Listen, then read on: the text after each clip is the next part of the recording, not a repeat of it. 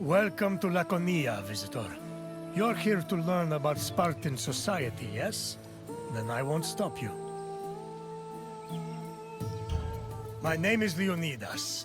I am a king of Sparta. But do not think of me as some idle aristocrat softened by luxury.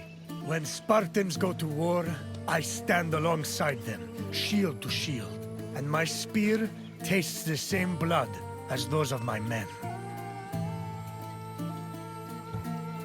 Sparta is a glorious place, and you should feel honored to be here. Honored, and perhaps somewhat frightened.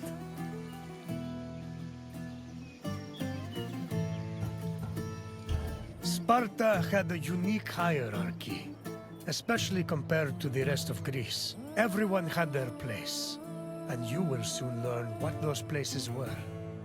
I will find you again once your visit has ended. Until then, visitor.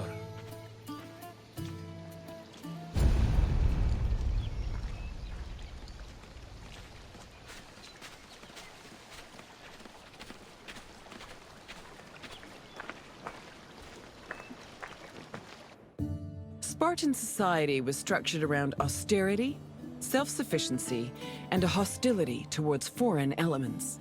It was divided into three social classes: citizens, perioikoi, and helots. Citizens were called Spartans, or homoioi.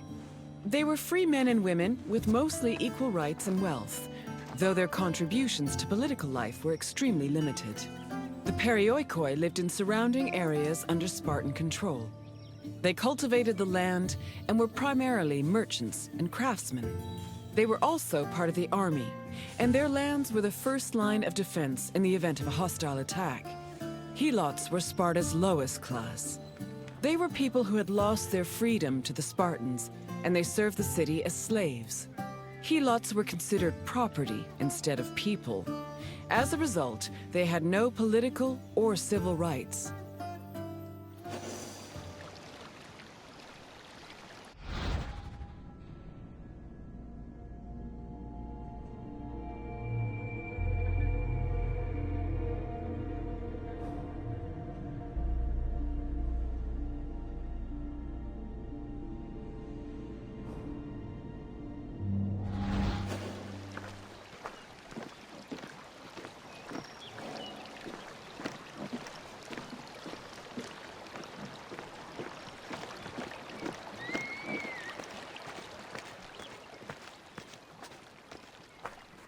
Helots made up the majority of Sparta's population. According to Polydeuces, they lingered between slavery and freedom. Two elements made Helots differ from other slaves. They were allowed to form their own families, and they were publicly owned by the city of Sparta instead of private citizens. Because Helots were deemed public property, they could not be sold as merchandise. They mostly worked to cultivate the land, but also fought in wars alongside the Spartans. While they gave the fruits of their labor to Sparta, they also kept a fair part of it for themselves. This practice allowed some Helots to make enough money to buy their own freedom. Alternatively, if a Helot served the state well enough in military campaigns, they could also be granted civil rights.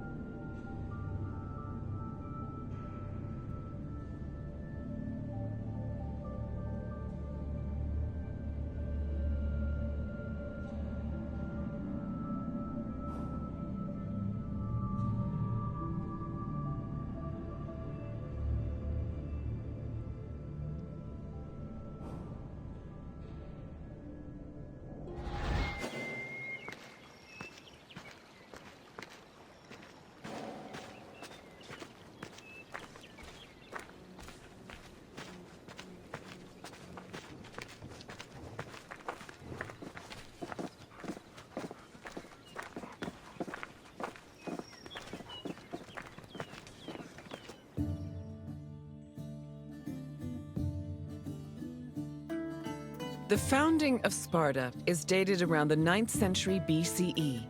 Historical information about the city is limited, but it was known to extend into the region of Laconia.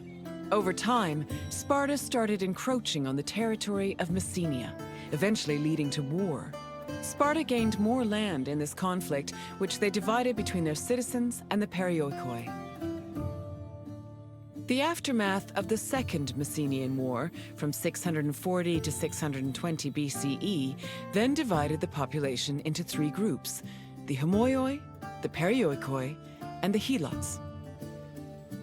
The Helots of Laconia mostly respected Sparta's rule and did not cause much trouble. However, Helots from Messenia supposedly resisted the Spartans, although sources can only confirm one revolt for certain, which occurred in Messenia in 464 BCE.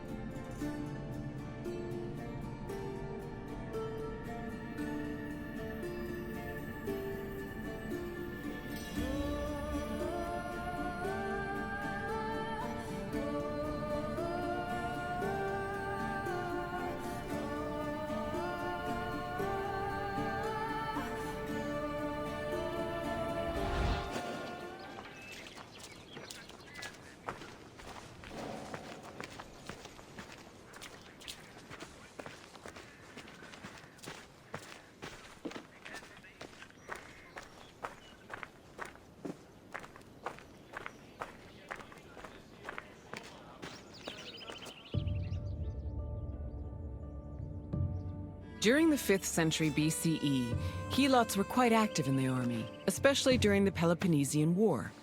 They served as hoplites on land and as rowers during naval battles. In both cases, they gave Sparta an important numerical advantage. For every Spartan on the battlefield, there were at least 7 Helots. Although many ancient sources say Spartans had a hostile relationship with Helots, they were much more likely to treat them better in times of war. For example, when 300 Helots and 120 elite Spartans were captured by Athens during the Battle of Sphacteria in 425 BCE, the Spartans promised the Helots their freedom if they served them well in combat. Similarly, around the same time, the Spartan general Brasidas fought a battle alongside 700 Helots.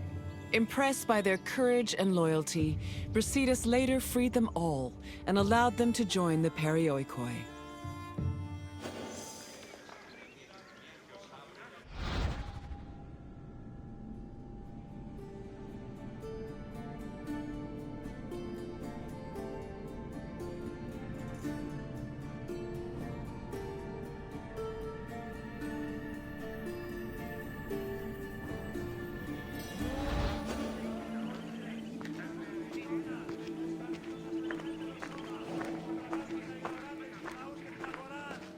Perioikoi were another group of Sparta's population. They lived not in the city itself, but in its surrounding areas. The Perioikoi were never hostile against the Spartans. In fact, both groups together were known by the collective name Lacedaemonians. Perioikic cities had their own autonomy and sanctuaries, but they were always bound to Sparta. They were allowed to develop their own local laws and economies, but could never reach a level of prosperity that rivaled their parent state.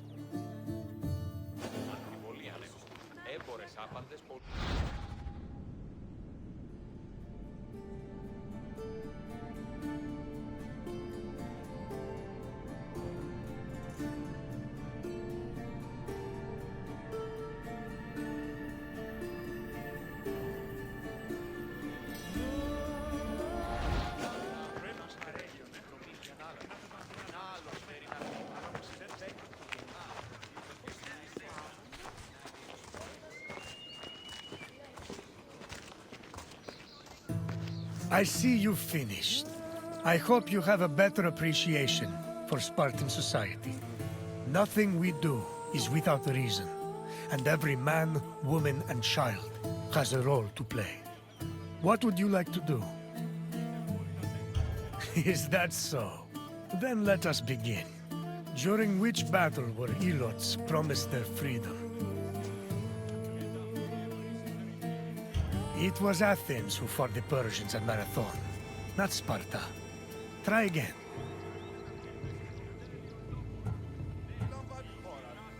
The Battle of Salamis was a glorious naval engagement, where we managed to drive back a host of Persian ships. But we did not promise to free our Helots.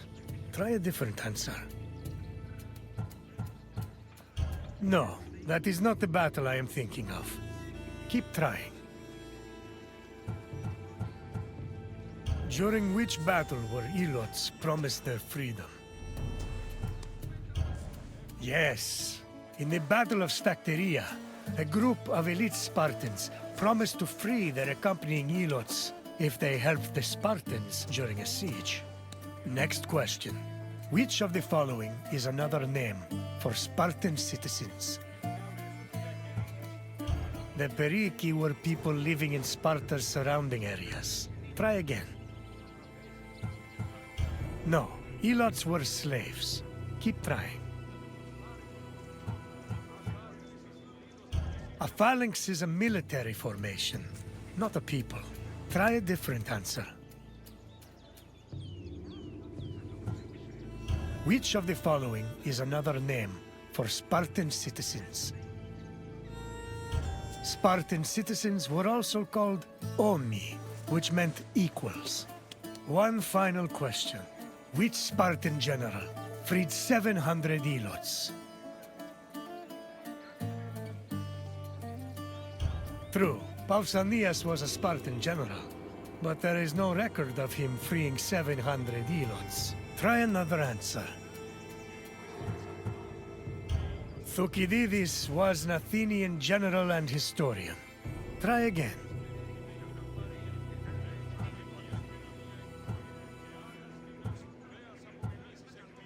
I regret to say I have not heard of this general.